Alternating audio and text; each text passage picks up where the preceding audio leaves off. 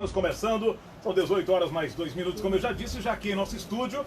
Nós que falávamos durante todo o final de semana, durante todo o início do final de semana, que ele estaria conosco aqui nas nossas redes sociais, nas chamadas, já está aqui como sempre, chegou cedo, preparado, né? Estamos falando do Coronel Telhada, que daqui a pouquinho a gente abre espaço, inclusive, para o bate-papo com você. Atenção, Rede Mais, hein? A rede que toca o Brasil. Tocamos em Curitiba, Brasília, Campinas, São José do Rio Preto, Leme, Franca, Rio Branco, Imperatriz no Acre, Gurupi no Tocantins. Todo o planeta, através do Grupo Mais FM.com.br. O nosso zap é à sua disposição, que é o 11 94625 7036. O nosso e-mail é o grupomaisfm@gmail.com. A nossa rádio é mais.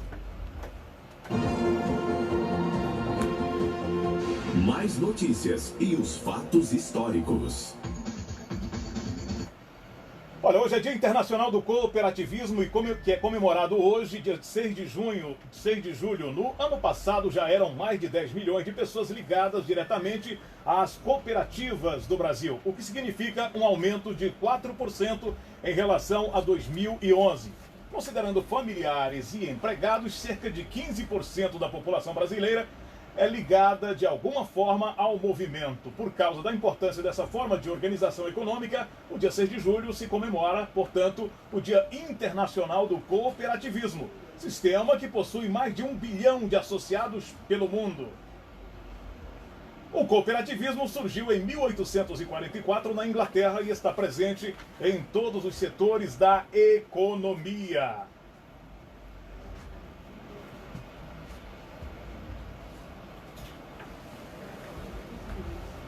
Bom, já vamos direto para os nossos destaques. Atenção, em prazos eleitorais de julho são adiados por 42 dias. Já, detalhes com o Jalila Árabe.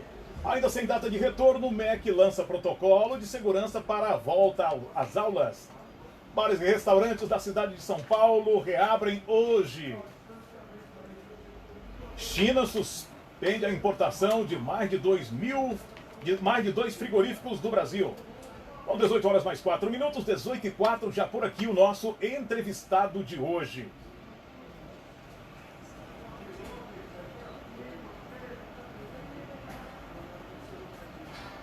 O coronel da Polícia Militar, Paulo Adriano Lopes Telhada, conhecido como Coronel Telhada.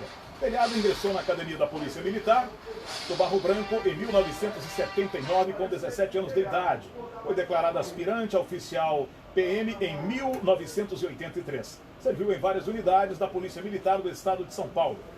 Foi um dos oficiais fundadores do GAT e comandou o pelotão da Rota como segundo e primeiro tenente de 1986 a 1992.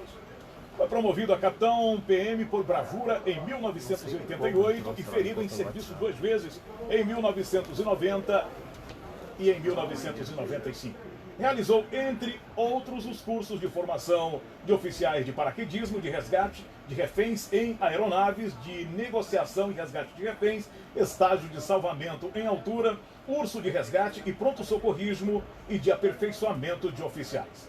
Como oficial superior da PM, atuou como subdiretor de pessoal da PM de São Paulo e chefe do Estado-Maior do Comando de Policiamento da Área Metropolitana 7.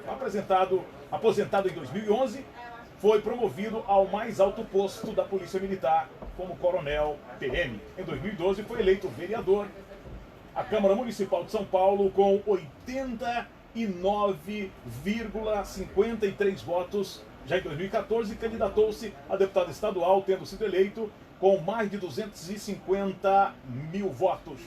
Em 2018 foi reeleito com mais de 214 mil votos. Ele é do Partido Progressista. Coronel Telhada, dizer que é uma satisfação tê-lo hoje no nosso programa Mais Notícias, como havíamos prometido. São 6 horas mais 6 minutos. Boa noite, Coronel. Boa noite, Bitar. Obrigado pelo convite. É um prazer estar com você aqui, com a Carol também, com todos os ouvintes em todo o Brasil. Responsabilidade, hein? Falar para todo o Brasil assim é uma coisa que realmente não é para qualquer um. Então eu agradeço essa oportunidade de podermos bater um papo, falarmos vários assuntos aqui e fazer com que o nosso ouvinte esteja sempre inteirado e também apoiando as nossas polícias militares que nós temos no Brasil, guardas municipais, enfim, as forças de segurança precisam do apoio da população.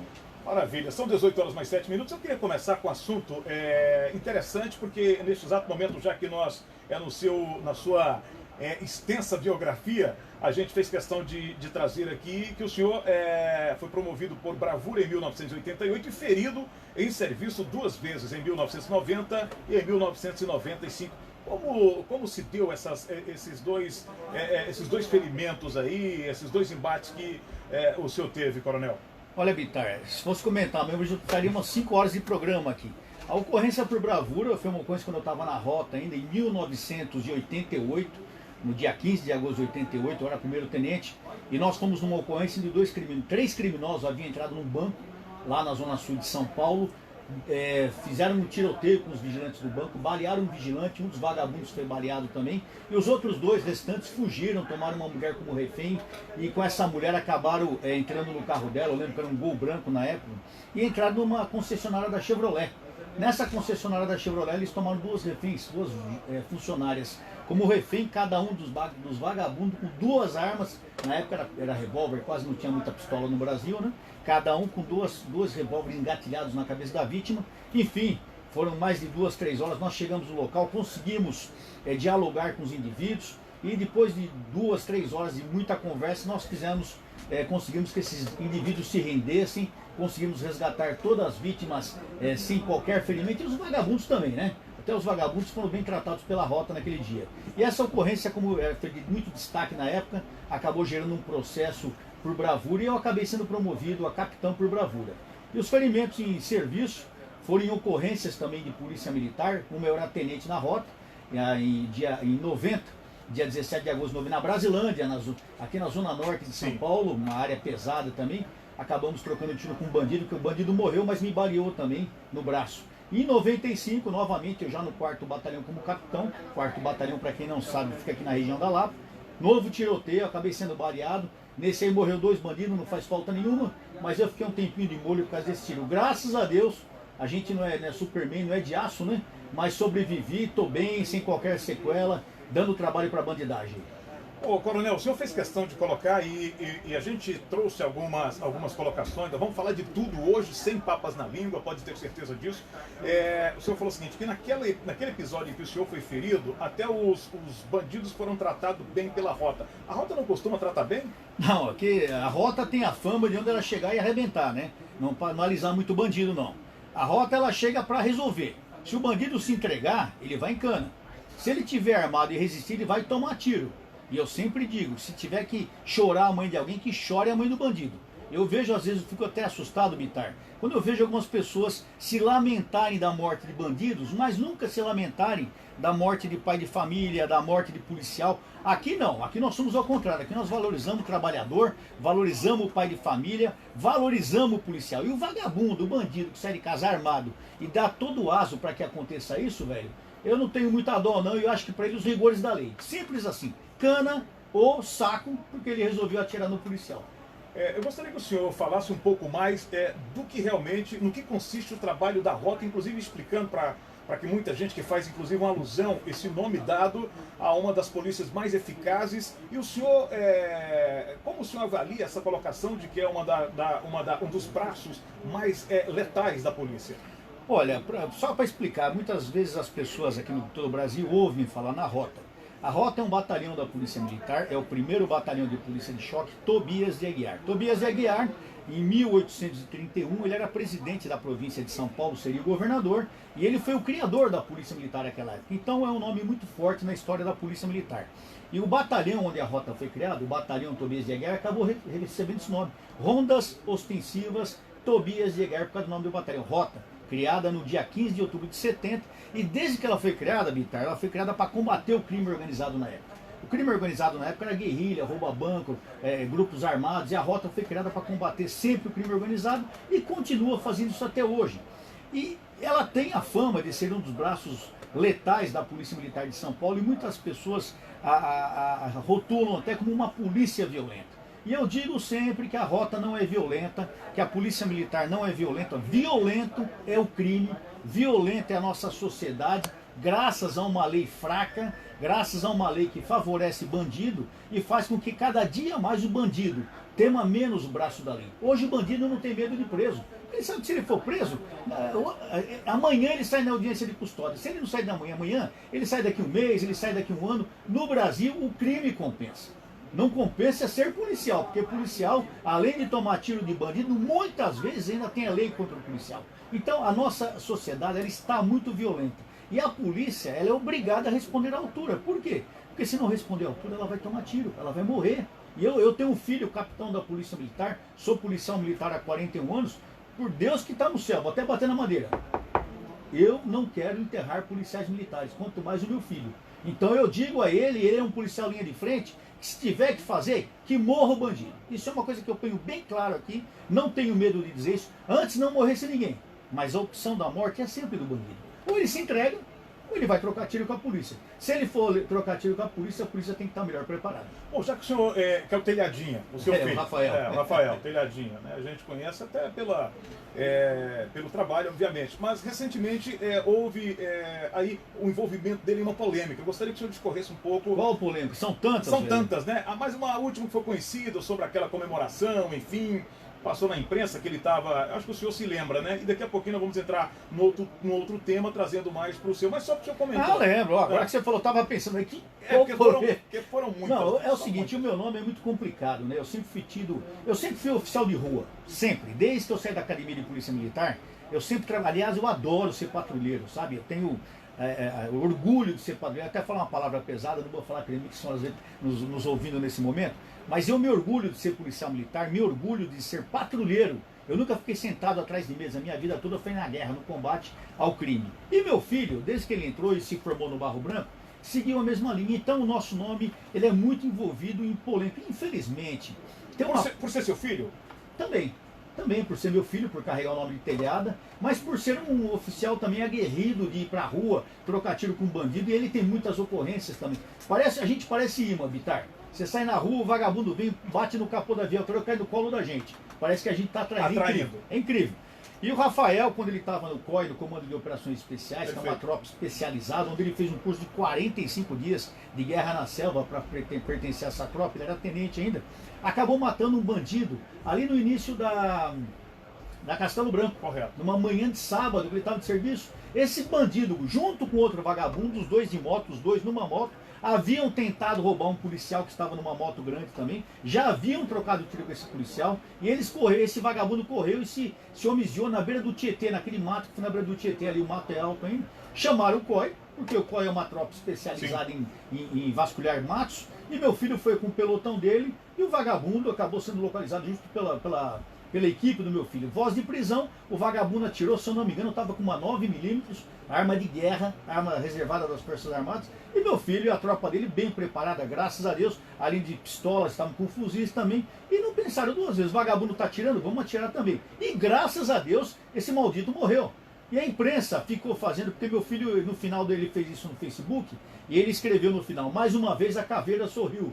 Por quê? A caveira é o símbolo do COI. Mais uma vez a caveira sorriu. Sorriu por quê? Porque graças a Deus os policiais estavam ilesos. A vítima, o policial que foi roubado também, ileso.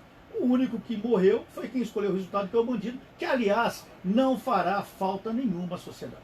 O nosso objetivo dentro do Mais Notícias não é polemizar de maneira alguma, mas é preciso que quem está nos ouvindo conheça um pouco da história, né? de coragem de todos os... É óbvio, não tem como estar na rua, dentro de uma força que é um braço extremamente forte, que é a polícia, e não se envolver em polêmica. Não tem como, né? O senhor, certa feita, afirmou, segundo a BBC, né, que já havia matado mais de 30 pessoas em seus longos anos de ativa. Por que essa declaração e se realmente o senhor sobrou tempo, ou teve tempo para fazer essa contagem, coronel? Olha, primeiro me permita dizer, você falou coragem, eu não me sinto corajoso, eu me sinto um dos mais covardes policiais que existe, porque eu tenho medo de morrer desgraçado. Tenho medo de morrer. Como todo homem que tem medo de morrer, eu procuro me defender sempre da melhor maneira. O medo faz parte da coragem. Faz parte da vida. O medo preserva a vida. Quando você não tem medo e vai de peito aberto, você vai tomar tiro e vai morrer.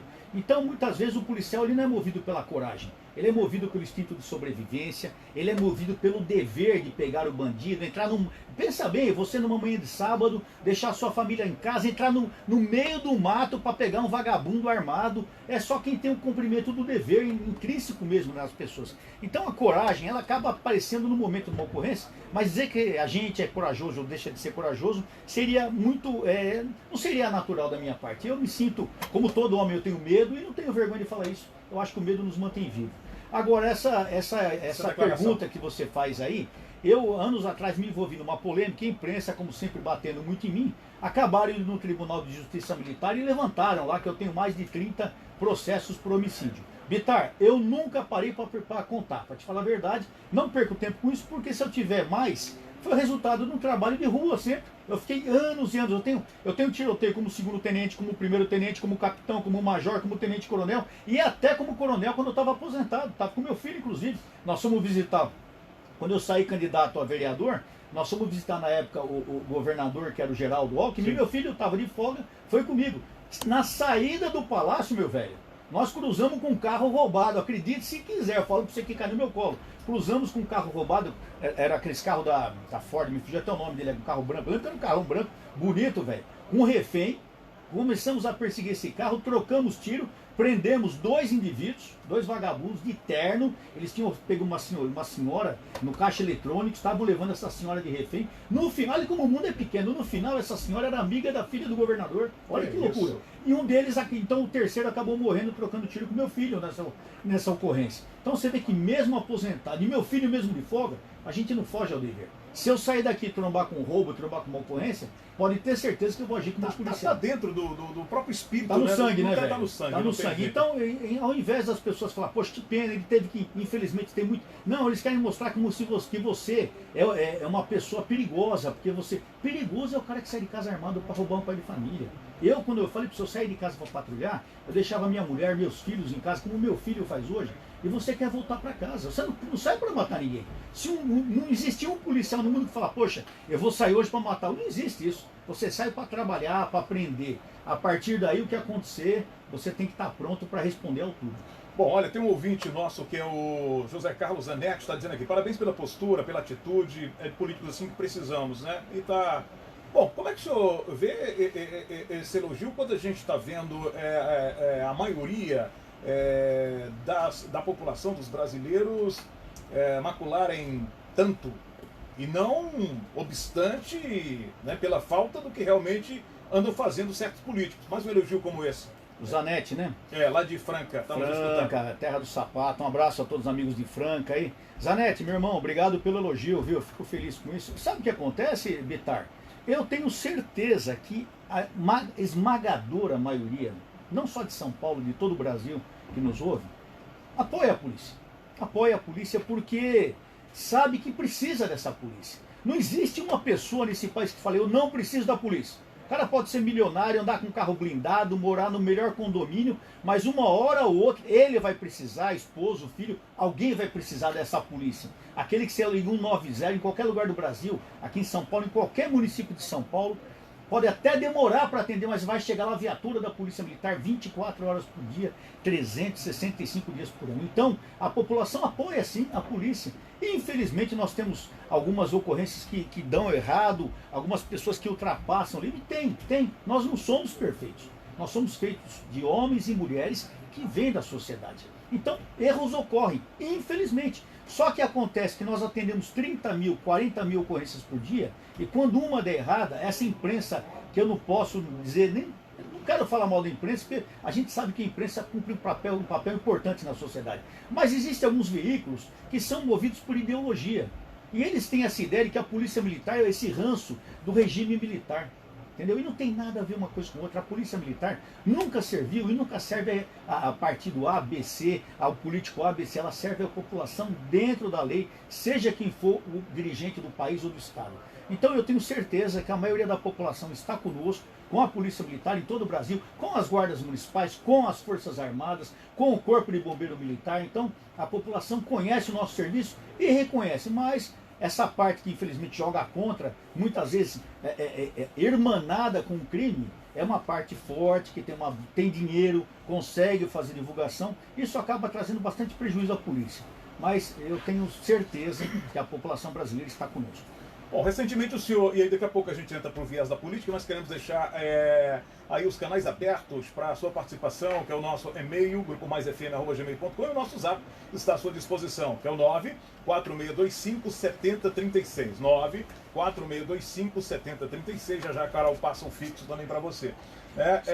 Coronel, o senhor disse em uma declaração de um jornal, e aqui não há relevância em dizer qual foi, entender que as forças policiais têm que ter um tratamento diferenciado na reforma, até pela situação da profissão que é diferenciada. Que tratamento diferenciado o senhor quis dizer? Quer que eu repita? O senhor estava...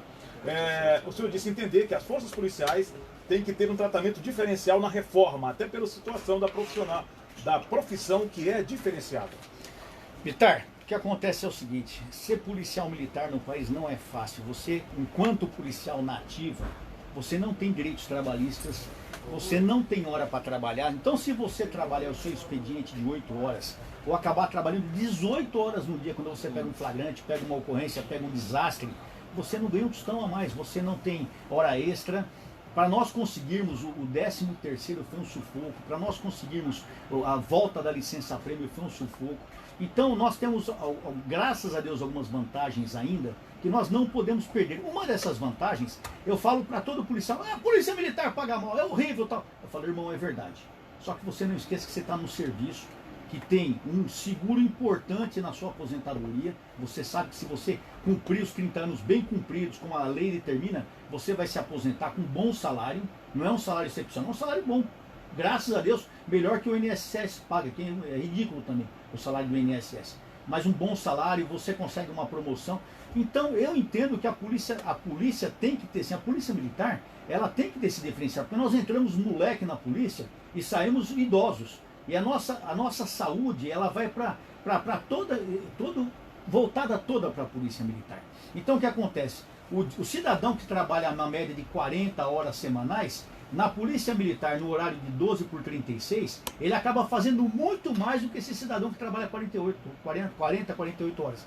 Então, a vida toda nós temos essa diferenciação, onde não temos nenhum reconhecimento. Eu já tenho casos, Bitar, de amigos de policiais que foram mandados embora com 28, 29 anos de serviço, porque cometeram alguma arbitrariedade, cometeram algum crime, infelizmente, mas saíram com uma mão na frente e outra atrás. Você me diga, quem está numa empresa há 29 anos sai com uma mão na frente e outra atrás? Só na polícia. Então, e outra, só na polícia, dentro do funcionalismo público, que nós seguimos isso. O resto do funcionalismo existe uma estabilidade praticamente total.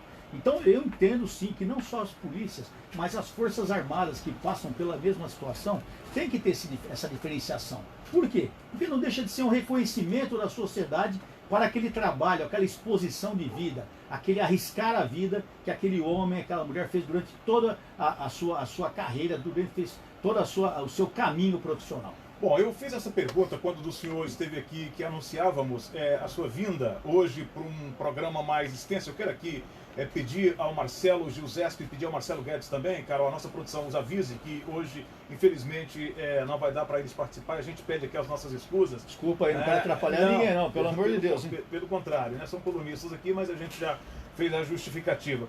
Coronel, para a gente encerrar esse tema de polêmicas, é óbvio que nós tínhamos que voltar nesse assunto quando algumas imagens percorreram aí o mundo através da rede mundial de computadores, a internet, com relação àquela polêmica, né, de alguns homens espancando alguns indivíduos, né, assim colocados. Como isso chegou para o senhor e de que forma o senhor avalia toda essa discussão, toda essa polêmica e aquelas imagens? Olha, se eu não me engano, essa ocorrência foi na Zona Norte de São Paulo. Perfeito. O que aconteceu ali? Ali havia um baile pancadão, os malditos pancadões que acontecem em todo o estado de São Paulo, creio que ocorrem em todo o Brasil. E a polícia militar, ela vai 1, 2, 3 vezes por noite nesses pancadões. A polícia é recebida com pedrada, muitas vezes a tiro. Então é uma situação muito difícil.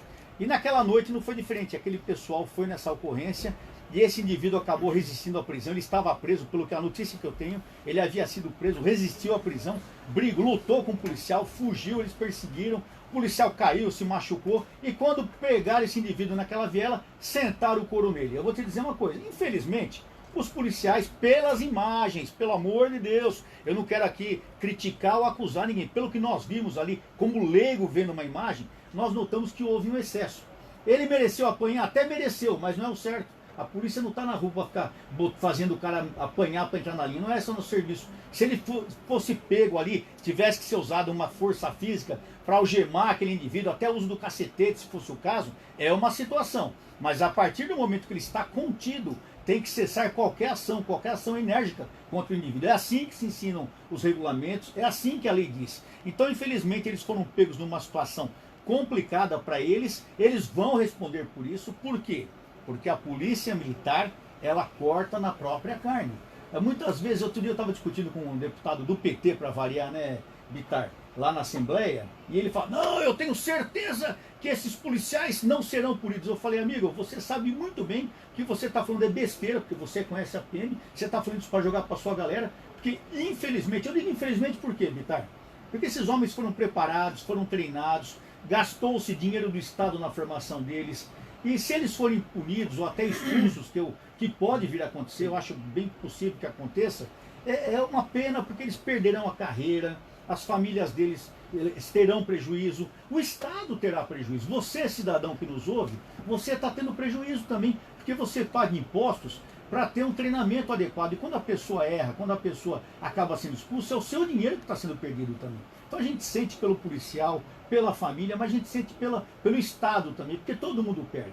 Então a gente sempre orienta a tropa, gente, calma, engole, você tem que engolir o ódio na hora. Você, quantas vezes eu engoli ódio para não pegar e não arrebentar o maldito, porque ele até merece ser arrebentado. Mas você, policial, não pode fazer isso. Por quê? Porque amanhã, depois você acostuma numa dessa, você vai pegar seu filho, Bitar, meu neto, numa situação, ver a polícia, como aconteceu. Quantas motocicletas que eu persegui com a rota, ou com o tático móvel, que quando você abordava não era bandido. Era um banana do moleque sem carta, era uma maior, que a carta vencida. Quer dizer, o cara se arriscava, batemos viatura numa situação dessa. Aí é uma situação que você não pode extrapolar, por mais raiva que você tenha. Então muita gente fala, nossa, coronel, a gente tem que entender que o policial, infelizmente, ele tem que ter mais de uma mãe, ele tem que ter mais várias partes do corpo a mais para aguentar muitas coisas que o cidadão normal não aguenta. Pois é, justamente essa pergunta. Eu não sou cartesiano, mas hoje o senhor com 58 anos entrou com 17, correto? Em 2011 o senhor se aposentou. Perfeito. Com 50 anos. 50 anos. Certo. Então o senhor falou justamente dessa colocação da perseguição da polícia. Psicologicamente, a polícia está preparada justamente para esse tipo de... Sim, tranquilamente. É que eu falei, Bitar, são 90 mil homens e mulheres em todo o estado de São Paulo, não posso precisar nos demais estados. Mas você vê, eu falei uma média de 40 mil ocorrências por dia. Essa ocorrência aconteceu um mês atrás, mais ou menos, não é isso? Um mês atrás, quantos de lá para cá aconteceram? Mais uma. Então você vê, num universo de 40 mil, acontecer uma por mês, 2 por mês, é ruim, é horrível que não acontecesse. Mas que serviço hoje no Brasil, gente? Me diga, um serviço no Brasil que nós não tenhamos um resultado muito pior que da Polícia Militar. Não tem.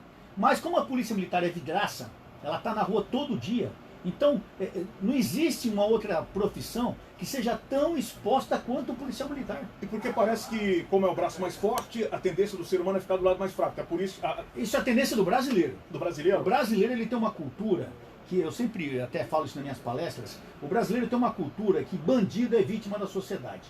Por causa da esquerda vir com esse discurso comunista, dizendo que o pobre não é bandido. Pobre não é pobre, é trabalhador. Bandido é bandido. Existe bandido pobre, existe bandido rico. Mas não, aqui no Brasil ficou-se com a ideia de que o bandido é uma vítima. Não é. Vítima é quem ele rouba.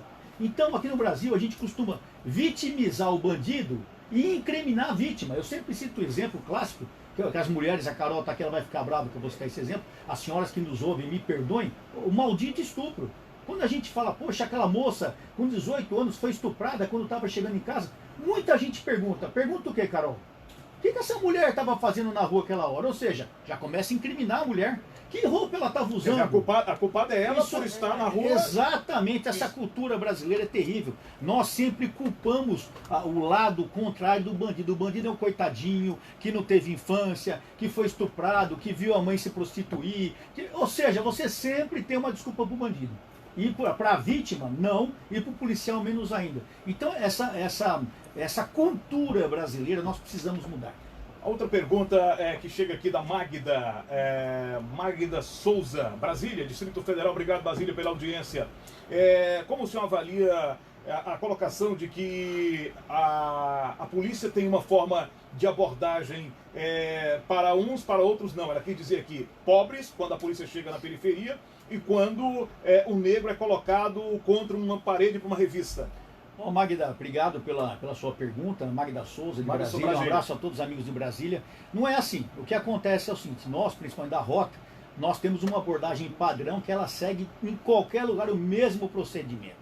O que acontece é o seguinte, muitas vezes você está no centro da cidade, a sua abordagem ela é cautelosa, porque tem muitos carros passando, então você tem que ter uma certa cautela. Se você já aborda a pessoa num bairro mais tranquilo, ela já tem outra característica, uma abordagem que você vê que você está sozinho, não está passando o carro, ela pode ser mais tranquila. Agora, quando você aborda um cara dentro de uma favela, no meio de um baile funk, a abordagem ela tem que ser forte. Por quê? Porque se ela não for forte, o cara não para. Quantas vezes fala, cidadão, por favor, encosta na parede. Se o cara nada teme, ele vai encostar, vai abrir a perna, levantar a mão. Agora, manda um bandido, manda um cara que está com entorpecente, manda um cara com um bandido, o cara armado, fala, encosta na parede. Primeiro que ele não vai encostar, ele vai correr, ele vai ter que ser perseguido, ele vai reagir, a abordagem já se torna totalmente diferente. E outra, não se esqueça que muitas vezes o policial que trabalha na periferia, ele sabe quem é quem na periferia. Ele já abordou aquele cara umas 20 vezes, ele sabe que aquele cara andou armado, foi preso. Ah, mas o fato dele ter sido preso vai pesar para ele toda a vida? Depende dele. Se ele se regenerou, arrumou um serviço, não.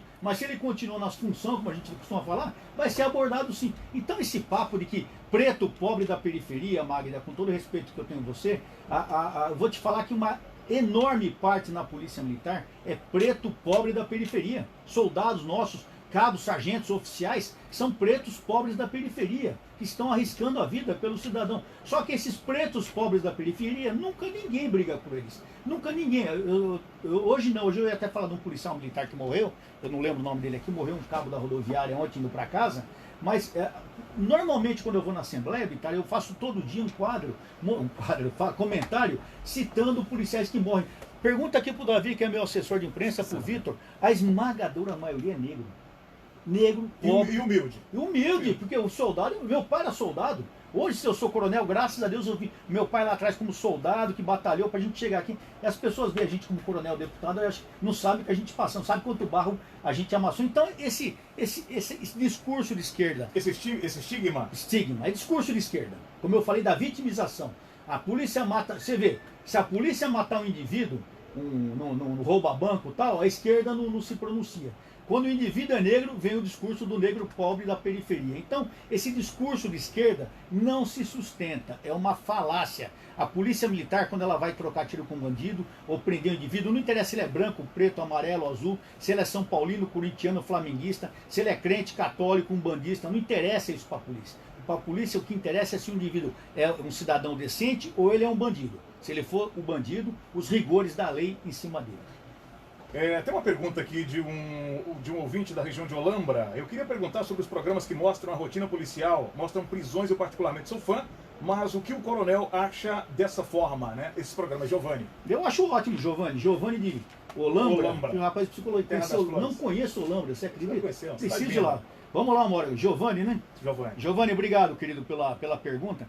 Eu acho ótimo esses programas. Inclusive, nós estamos trabalhando alguma coisa aqui na Rede Brasil futuramente, ou logo aí, teremos um programa também nesse sentido. Por quê, Giovanni? Porque tem tanta gente falando mal da polícia.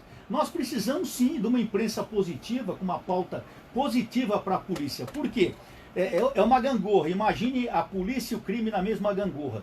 Toda vez que você fala mal da polícia, a polícia começa a baixar, o crime cresce. Você está valorizando o crime. Ao contrário, quando você valoriza a polícia, quando você fala bem na polícia, automaticamente o crime ele abaixa. A população começa a se sentir mais segura. Porque o grande problema não é se tem segurança ou não, é a sensação de segurança. Eu nunca esqueço um programa desse, eu não vou citar o nome para não dar audiência pro cara. Ele estava comentando de estupros no Brasil. Ele comentou do estupro que teve no Amazonas, um outro no Pará e um outro acho que no Sul, não lembro exatamente aonde. Comentou esses estupros. Criou-se um terror em São Paulo, as mulheres começaram a ficar preocupadas. Aquele dia foi assim um alvoroço na rede social, né, Davi? Um desespero.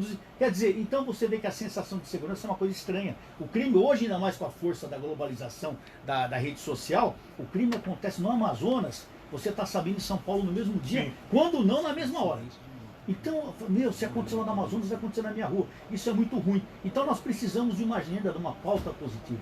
Por isso, programas não que escondam a verdade, mas que noticiem as pautas boas da polícia, mostrem a dificuldade de um policial sentado numa motocicleta. A rede social tá cheio disso, perseguindo uma moto roubada, o desespero, o que aquele policial passa em questão de segundos, em questão de minutos, a dificuldade que aquilo, é só você acompanhando aquelas imagens. Então, Giovanni, eu sou favorável sim, e tenho a certeza que esses programas têm todo o meu apoio. Infelizmente, alguns deles vão perdendo a linha no final e começam a ficar mais politizados. A gente vê que alguns apresentadores começam a achar que ganham bem, são melhores que os outros. Isso é muito ruim porque denigra o próprio programa. Bom, direitos humanos. O que o senhor me diz desse assunto, de um braço, obviamente, do direito que é super importante, mas que está sempre envolvido em muitas controvérsias? Você quer saber de direitos humanos ou direito dos humanos? Qual que você quer saber? Porque aqui no Brasil, meu irmão, infelizmente, o que se vale é o direito dos humanos. Aqui no Brasil nós não fazemos direitos e falo isso na cara de quem quer que for. Por quê? Eu fui da Comissão de Direitos Humanos no meu primeiro mandato, 4 anos, e lá eu brigava com o pessoal todo dia, né, Davi? Os caras quando viam me entrando na sala já se apavoravam, sabia que ia ter encrenca. Por quê? A pauta era só favorável a bandido. É incrível, e só falando mal da polícia. Então os direitos humanos são super... Eu vi tempos atrás como é que chama? Seriado chamado Tudors, The Tudors. The Tudors. Não sei se você já viu, vejam que é muito bom. Esse The Tudors, eles falam da família real inglesa no século, não sei das quantas, e falam do Henrique VIII. Lá não tinha direitos humanos. Então, se você não concordasse com o rei, você era queimado vivo, você era decapitado. Se o rei achasse que estava sendo traído por você era decapitado sem qualquer julgamento. Sumariamente. Entendeu? Eles faziam o que eles queriam e dane-se o povo. Então eu acho que os direitos humanos sim são necessários para se manter a lei sempre acima de tudo, para se controlar as autoridades. É necessário os direitos humanos. Mas aqui no Brasil, como eu falei que infelizmente é deturpada essa nossa cultura de crime, os direitos humanos são deturpados também. Desafio qualquer defensor de direitos humanos, qualquer pessoa que milite com isso para vir aqui falar comigo. Aqui os caras ficam pé da vida que eu falo isso, meu irmão. Aqui nós temos temos, né, Davi? Um Conselho de Defesa dos Direitos Humanos aqui em São Paulo, Conselho Estadual de Direitos Humanos, chamado CONDEP. CONDEP. O vice-presidente desse CONDEP era do PCC, está preso, condenado.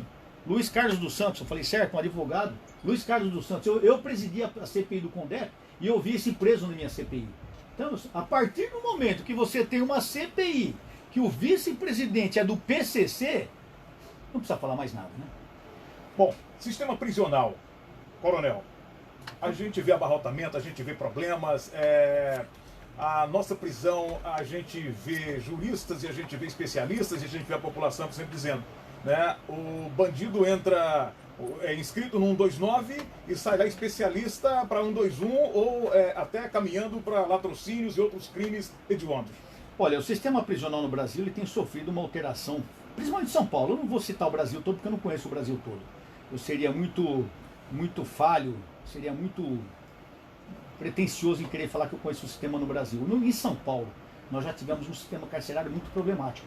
Hoje, o nosso sistema carcerário está muito melhor. Eu não vou te falar que é o melhor do mundo, porque realmente não é, não tem nem condição. Nós temos uma população carcerária de 230 mil presos, façam as contas. Por isso que você vê deputado do PCC, né? Alguns que, não posso nem falar aqui, mas que gostam de ser eleitos, né? Porque bandido vota. Você sabia? Que bandido vota? O bandido recebeu. Não, ele vota lá, eles põem urna, não é, eles põem Sim. lá a urna eletrônica dentro Sim. do presídio pro vagabundo votar. Lógico, ele tem, não é todos que votam, existe uma separação legal, mas muitos caras que estão lá no CDP votam, a família vota. Então você acha que vai votar em quem? No Coronel Telhada? Lógico que não, né? Não gosta de mim, não preciso nem falar isso. Mas o sistema prisional no Brasil, hoje aqui a SAP, é dirigida pelo Coronel Nivaldo, que foi comandante-geral, foi comandante da Rota também, e tem feito um trabalho muito forte com a SAP. E eu quero aqui mandar um abraço para esses homens e mulheres que fazem esse serviço terrível. Eles ficam mais presos do que os próprios presos, Bitar. Sim. A última estimativa que eu estive na SAP, fazendo com o grupo PDO, nós estivemos lá fazendo uma visita para o secretário, 12 presos tinham morrido de Covid. 12. Chato, né? Antes não morresse ninguém. Mas, infelizmente, morreram 13 agentes penitenciários. Mas tem mais agente penitenciário morrendo do que preso. Ou seja, o agente penitenciário está mais preso do que o próprio preso. Ganha uma porcaria no salário, não é reconhecido. E muitas vezes, quando está em casa, na rua, no lugar onde ele mora, vagabundo ainda vem para cima dele porque reconhece ele do tempo da cadeia. Então, o nosso sistema carcerário é o ideal, é o perfeito? Não. Precisamos melhorar. Mas, meu irmão, vagabundo tem que dar graças a Deus de estar aqui no Brasil, onde o sistema carcerário e esses malditos direitos humanos enchem o saco e fica vendo o lado deles. Porque se eles estivessem em outros países aí, onde lá tem sentença de prisão perpétua, sentença de morte, esses vagabundos iam ficar dançando na chapa quente, porque a história ia mudar. Aqui o cara faz o que quer, 1, 2, 5 anos depois está na rua. Tem que dar graças a Deus ainda. Bom, nosso WhatsApp está à sua disposição, 11-94625-7036. Estamos falando com... eu disse que o programa seria assim, sem papas na língua, com o Coronel Telhada. Coronel, como o senhor assimila, como o senhor absorve, como o senhor recebe essa colocação de que existe o corporativismo dentro da Polícia Militar? Meu irmão, que corporação não tem corporativismo? Se não tiver, não é corporação, o nome já fala corporação. É lógico que tem que ter, pô. É lógico que a gente tem que se ajudar. É lógico que a PM já apanha de todo lado. Entendeu? Você imagina se a gente não fosse unido. Ainda é lógico que tem que ter. Agora, corporativismo é diferente de ilegalidade. A polícia militar, ela é uma polícia legal. Não no sentido de bacana. No sentido de trabalhar dentro da lei. É uma polícia legalista. E ela trabalha assim. Tanto que, infelizmente, por ano, uma média de 2 a 2 mil homens e mulheres são expulsos da polícia. Às vezes, porque pegou 10 reais numa ocorrência. Ah, mas 10 reais? 10 reais, velho. Porque se o cara que pega 10 reais, ele pega 1 milhão. Ou você, nós não tem Zé do Muro aqui. Não tem meio grávido. Ou tá grávido ou não tá com a gente. Então o cara que pega 10 reais é o cara que vai roubar um banco depois. Não pode, ele não pode usar a arma dele, a farda dele, a viatura para cometer crimes. Se fosse no tempo de guerra, tinha que ir pro paredão, irmão. Simples assim. Simples assim. Você dá exemplo. Ó, eu queria até citar um exemplo aqui hoje de um cabo. Cabo Arimar França da Silva Veridiano. Pena que a gente não possa mostrar na imagem, não sei se dá pra ver. Pode ver você, um menino, olha aqui, 20 e poucos anos, morreu ontem atropelado por um caminhão na estrada, saindo de serviço, indo para casa da polícia rodoviária. O caminhão passou em cima desse menino, morreu porque ele estava em deslocamento, morreu em serviço. E assim diariamente várias crianças, que tem mais novo que meu filho, vários jovens fardados têm dado sua vida no Brasil todo. Infelizmente na Assembleia, todo dia eu falo de policial morto, policial militar, guarda civil. Então esse papo de corporativismo é papo de aranha, é papo de quem não tem que falar, entendeu? A polícia ela é legalista, o fato da gente ajudar o policial, que é a obrigação do oficial, a obrigação do comandante, cuidar da sua tropa, não quer dizer que a gente vai cobertar qualquer coisa errada. Então é mais um dos papos malditos de direitos dos humanos. Coronel, a gente tem visto aí, e recentemente eu fiquei muito chocado com o depoimento de um policial que precisava esconder a sua farda ao ir para o trabalho por medo justamente dessas facções, isso no Rio de Janeiro. São Paulo a gente ainda tem uma tranquilidade, mas recentemente nós vimos também a corporação perder um homem, vitimado justamente por uma facção dessa.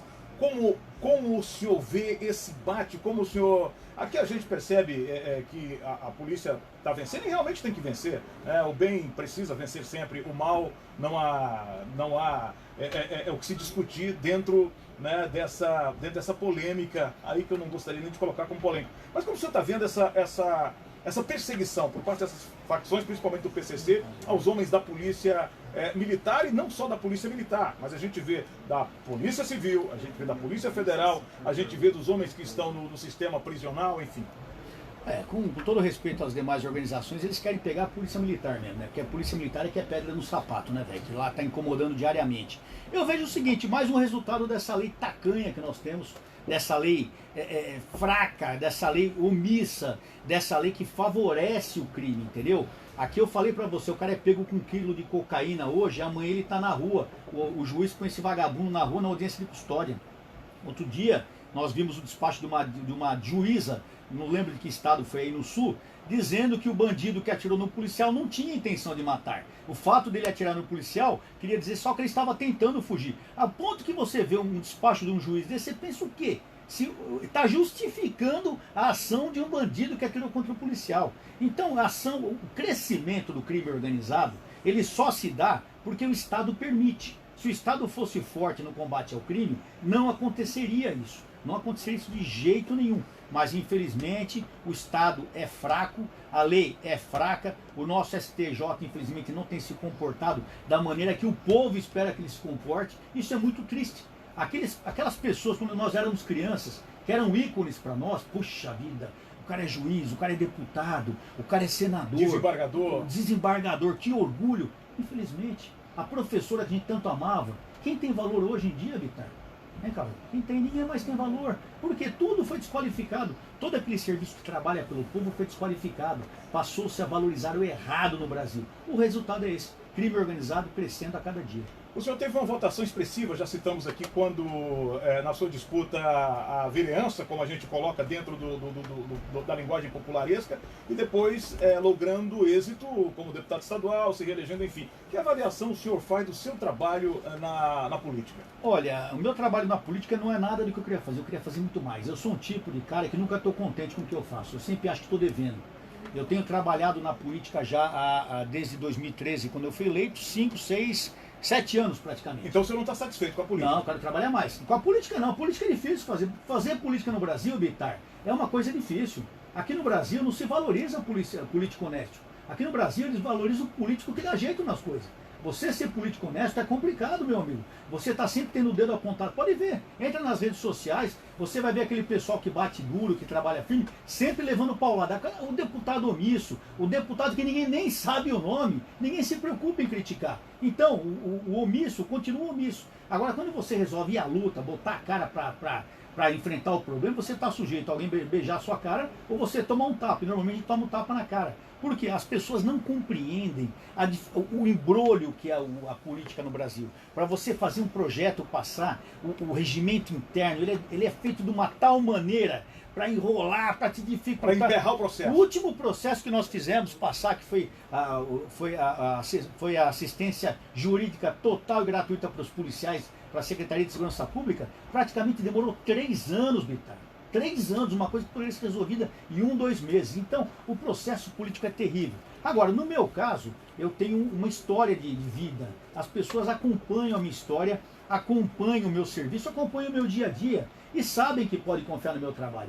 Então, por isso que eu acho que eu tive esses 3 resultados, não só de vereador como deputado, um resultado expressivo de votação, sem dinheiro, uma campanha pobre. Hoje a gente faz mais campanha na internet, na rede social, mas com um resultado super positivo. Por quê? Porque a gente tem alguma coisa a oferecer para a população. O quê? Honestidade, trabalho, transparência. Ou seja, nem isso alguns deputados fazem. Tem pessoas que só aparecem na hora da campanha e prometem e não cumprem. O senhor é do Partido Progressista, o PP. Como é que está o relacionamento do Partido Progressista com o governador do nosso estado? Puxando o saco do governador. Isso me irrita demais. Infelizmente o meu partido está deixa eu pensar aqui que eu posso falar para não ofender. Uma porcaria, tá bom? Melhorou? Foi bom? Foi tranquilo, né? Uma porcaria. Por quê? Eu não aceito o partido submetido a situação nenhuma. Eu acho que o partido tem que... Infelizmente o governador, eu ajudei a campanha do governador, não tenho vergonha de falar isso. Na bola, em muitos sentidos, tem se mostrado uma pessoa que não tem mantido a palavra, tem se mostrado somente uma pessoa que quer fazer merchandising, marketing, e o que ele prometeu mesmo não cumpriu até agora. E nós, principalmente da área de segurança, estamos muito decepcionados. Então comigo as coisas são muito claras. A pessoa fala a verdade e comigo ela tem tudo. A pessoa não falou a verdade, não dá para manter um contato com essa pessoa. E meu partido, infelizmente aqui em São Paulo, ainda está com o PSDB, tanto que para as campanhas municipais que se adivinham agora, a proposta que nós temos é continuar com o PSDB. Eu já falei que não vou fazer campanha para o PSDB, custo, quiser me mandar embora, quiser me expulsar, pode expulsar, não tenho medo disso, mas eu não vou trair os meus conceitos, os meus princípios, para ficar puxando o saco, nem ficar à disposição de governador ou de prefeito para ganhar. Preciso disso. Eu fui eleito pelo povo, não pelo governo. E a avaliação que o senhor faz hoje da administração municipal em São Paulo? Ruim. Infelizmente muito ruim. O Bruno, ele até, infelizmente, ele acabou sendo acometido por essa doença terrível, que é o câncer. Nós pedimos a Deus... E depois a Covid. Depois da Covid. Mas ele câncer é muito mais grave. Muito, né? Mais. Então pedimos a Deus que ele se recupere logo, porque a gente não quer mal para nenhuma pessoa. Mas foi um governo ruim, foi um governo fraco. Depois que o Dória saiu da prefeitura, o Bruno praticamente desapareceu. Agora esse ano ele apareceu novamente, é lógico, no político. Eles têm a máquina na mão, então vão vir com propaganda forte. Mas a população de São Paulo sabe que foi um governo fraco, um governo que não merece, no meu caso, a confiança. Já visto inclusive aquela visita que nós fizemos lá no hospital de campanha do AMB, onde até hoje eles não se explicaram, nos chamaram de mentirosos, falaram que nós invadimos, que nós agredimos, mas até hoje não contaram a verdade daquilo lá. Então, quem não mostra a verdade, quem não é claro, quem não é transparência, não tem a confiança do povo. O que acontece? O povo vai lembrar disso nas urnas no momento de votar para o próximo prefeito. Bom, eu pedi para que o senhor fizesse a avaliação da administração estadual, municipal, e óbvio que jamais deixaria de pedir a sua avaliação também em torno da avaliação do nacional, da presidência. Olha, o presidente Bolsonaro, ele é meu amigo, já de longa data. A primeira campanha em 2014, eu fiz inclusive uma dobradinha com o Eduardo Bolsonaro, que é deputado federal. É uma pessoa que eu tenho grande consideração pela vida dele, por ser militar também. E infelizmente o PSL não chegou como deveria ter chegado. Aconteceram inúmeros problemas, que não vem aqui ao caso citar, mas você sabe que o PSL se esfacelou também. Isso é público notório, não estou falando novidade para ninguém. Várias pessoas do próprio partido traíram Bolsonaro, pessoas que foram eleitos só porque estavam falando, como governador também, só foi eleito porque falou que era do Bolsonaro, estava com o Bolsonaro. Depois negou, virou a cara, virou um Judas, para mim um Judas, traiu, cuspiu no prato que comeu, entendeu? Mas, infelizmente, o governo Bolsonaro, eu apoio a todo jeito, quero que dê certo, está dando certo, eles só mostram o lado negativo, mas, infelizmente, alguns problemas têm sido gravíssimos no governo Bolsonaro e tem trazido muito prejuízo. A postura dos filhos dele, que algumas vezes, e muitas vezes, tem atrapalhado o governo dele. Eu acho que eles deveriam pensar nisso, até em como não prejudicar o governo do pai. E o próprio Bolsonaro, que às vezes ele se exalta, e numa live, numa entrevista, ele acaba falando alguma coisa, que aí o pessoal pega aquilo que ele falou numa quinta-feira para arrebentá-lo no final de semana, ou seja, tudo de positivo que ele tem feito lá no Norte, Nordeste, em todo o Brasil. Ele até hoje continua probo, continua íntegro, as pessoas não ligam, porque nós tínhamos um governo criminoso, um governo corrupto, e parece que o pessoal esqueceu disso. Hoje o pessoal xinga o presidente porque ele está sem máscara, que absurdo, vamos pedir o impeachment dele porque ele saiu sem máscara na rua. E o outro governo que roubava, até os irmãos Metralha tinha medo de passar em Brasília, ninguém acha mais ruim. Então também não entendo o que o povo quer, pô. O povo quer, e outra, a gente sabe que o Bolsonaro está sofrendo um arrebento total no Congresso Nacional, tanto no Senado como na Câmara dos Deputados. Tudo que ele tenta fazer não passa. Por quê? Porque foi cometido alguns erros políticos também, ele deveria ter conversado com algumas pessoas, e isso fez com que muitos projetos dele não passassem. O projeto do armamento é um deles, do cidadão poder se armar, o rearmamento da população, que eu acho que a população tem o direito de se defender, sim, mas, ou seja, você note, tudo que ele tentou, a grande maioria, 90% das coisas que ele tentou fazer passar no Congresso Nacional, foi boicotado, inclusive pelos próprios caras do PSL. Olha, eu falei que uma hora seria muito pouco, porque era muita coisa para discutir, para debater com o Coronel Telhado. Faltam apenas 5. E o partido do senhor, o Partido Progressista, aí o desejo de colocar o seu nome para uma apreciação popular nas eleições que se avizinham. Tivemos um adiamento aí. O senhor tem essa pretensão? Se o partido lhe convocar, o senhor estará pronto para o embate? Olha, eu sou um soldado. Missão dada é missão cumprida. Mas eu já sei disso. O partido não vai lançar candidato, que eu acho muito ruim. porque o PP aqui em São Paulo, o progressista aqui em São Paulo, não tem um vereador, entendeu? Em não tendo candidato próprio, vai ser difícil eleger vereador. E eu falei para você, já está certo, a não ser que haja uma mudança amanhã ou depois, o apoio do partido para o PSDB. E eu já deixei bem claro ao presidente do partido, para não contar com meus trabalhos, eu não vou fazer a campanha. Então, é triste falar isso. Eu queria estar muito bem com o partido, a gente é integrado, trabalhando em prol de todo o estado de São Paulo. Mas vamos ver se eles mudarem essa postura, talvez eu até permaneça no partido. Mas se não, nós vamos ter que conversar futuramente, porque você está num partido que não te prestigia, um partido que não lhe ouve, e um partido que vai contra tudo que você acha que não deve ser feito. Eu não sei se dá para continuar assim. Mas amanhã é outro dia, como diz na Bíblia, Deus proverá, e nós pedimos a Deus para que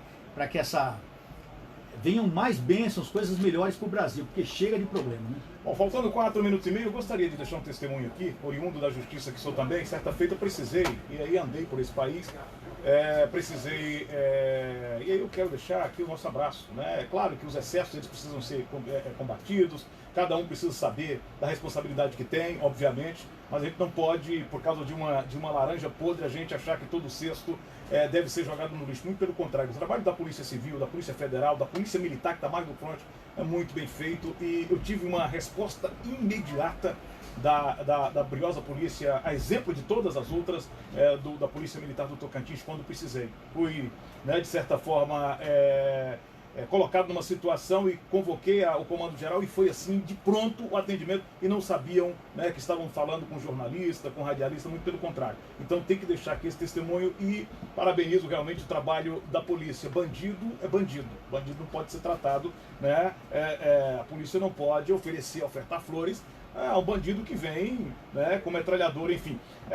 Fala de uma alegria, como é que é? O senhor vai realmente agora encampar esse novo projeto de apresentador aqui? Tô sabendo, tem uma discussão aqui no burburinho, que querem trazer o senhor para televisão para apresentador. O senhor tem todo um... Olha, eu sempre gostei de defender a polícia, de falar nos valores da família, de Deus, no valor da pátria, do civismo. É uma coisa que eu sempre valorizei. No meu tempo de comandante de rota, a gente praticamente estava quase todo dia nas mídias, nos programas que falam sobre ocorrências policiais. Então a gente gosta muito de falar de polícia assim. Então eu recebi um convite aqui na Rede Brasil para a gente fazer um programa mais na área policial, um programa, enfim, que vai se falar em muitas coisas, está sendo trabalhado, está sendo estudado, planejado, e possivelmente vai dar certo, e espero que seja um sucesso para que a gente possa trazer não mais pessoas aqui, seguidores para o nosso modo de pensar, como a gente valorizar aqueles heróis anônimos, aquelas pessoas. Porque a turma acha que é só militar, não é militar. Outro dia eu estava vendo história de um motorista de ônibus que ele salvou uma criança de dentro de um ônibus de enxame, ele está com o corpo todo queimado, largado, não sei nem se está trabalhando. Pessoas assim tem que ser lembrado. Então, tudo leva a crer, já não fechamos o contrato ainda, mas que nós teremos um programa aqui, Alerta Brasil 190, aqui na rede Brasil, com o Coronel Telhado.